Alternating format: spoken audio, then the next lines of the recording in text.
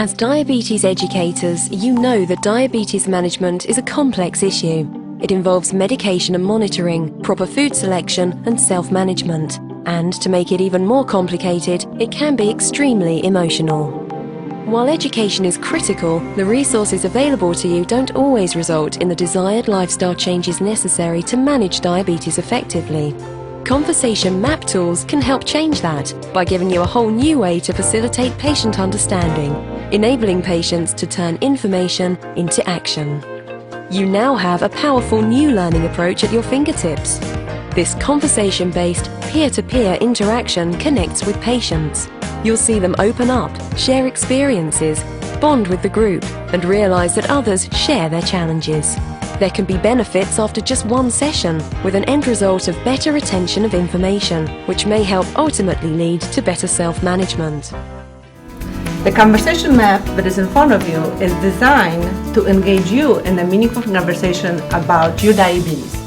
It will require your participation, so I'll be asking a lot of questions, and most of the talking today is going to be done by you. And I'll be listening and helping you out through your journey with diabetes.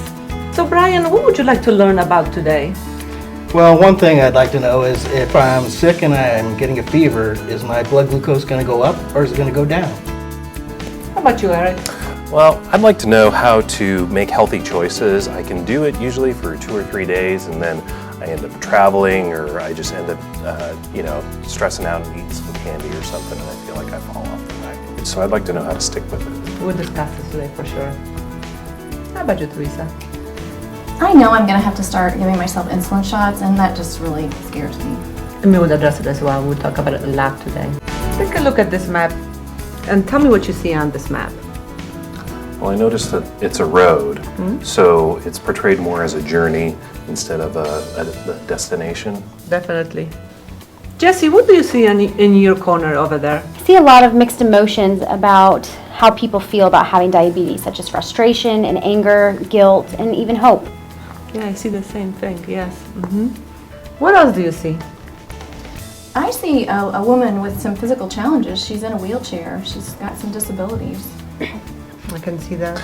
I also noticed this man here making some food choices, all these healthy choices. He's trying to decide what to eat. Definitely on the top you can see what you eat, how much you eat, and when you eat related to those choices. Can I have a volunteer to read the definition of diabetes out loud? I will. Go ahead, Jesse. Diabetes is a disease in which the body does not make enough insulin or does not properly use insulin. Does this definition make sense to you? Yes, this is the one that my doctor gave me last time at my office visit. I'm passing out the activity cards to you. And the information on each card is a little bit different. And I'm going to be asking for a volunteer to read it out loud. And then as a group, we're going to decide if it brings your blood glucose up or down. So can I have a volunteer to read the card out loud? Sure, I'll do it. Increased stress at work or at home. What happens when you stress out? Well, I know that my blood glucose goes up because I test it, so it's always higher when I'm stressed. How about you, Jessie? What happens when you stress out at work? Well, when I'm stressed at work, I would definitely say, in addition to my blood sugar going up, my blood pressure does as well, and I can definitely feel it. Yeah, usually when I stress out at work, I reach out and grab something to eat, so I know that definitely makes the blood sugar go up. Definitely. It's a common thing. Brian, do you stress out? And what happens to your blood glucose when you stress out? Oh, I stress out quite a bit, especially lately. And I think it must be because my blood glucose is going up because I get all nervous and jittery, sort of like I'm having a sugar high. Sure. So I'm really frustrated and a little confused. There's a lot of information here, and I know my doctor tells me a lot of things, and then my family tells me something, and I'm just not really sure what to believe or what I'm supposed to do. Sometimes I just really get turned around. I totally understand what you're saying. I felt like that in the beginning when I first found out I had diabetes, and I think the thing that helped me the most was I started keeping a food diary, and then I was checking my blood glucose before and after every meal, and that made me feel like I had more control of my diabetes. Well, for me, the most important thing that I did that seems to have worked so far is I talked to my doctor about it, and we sat down and came up with a plan that he said will work pretty much specifically for me. So Eric, I'm curious, why is it that you check your blood glucose after every meal?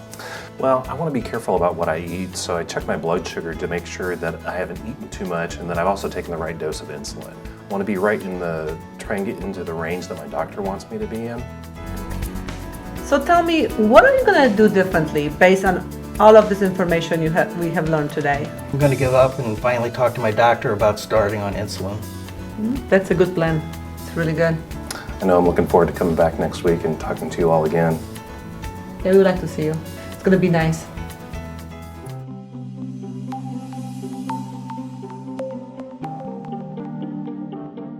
I think conversation map tools are the most engaging patient education tool available in the world currently. When conversation map tool went to China, we have different ways to communicate with our patients. They involved in the teaching and learning process, and I think they learn more. They are conversation-based.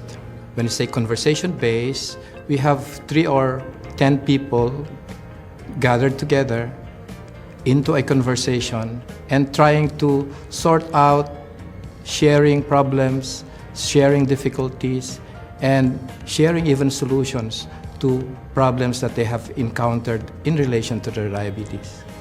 During conversation map tool sessions, people learn from one another.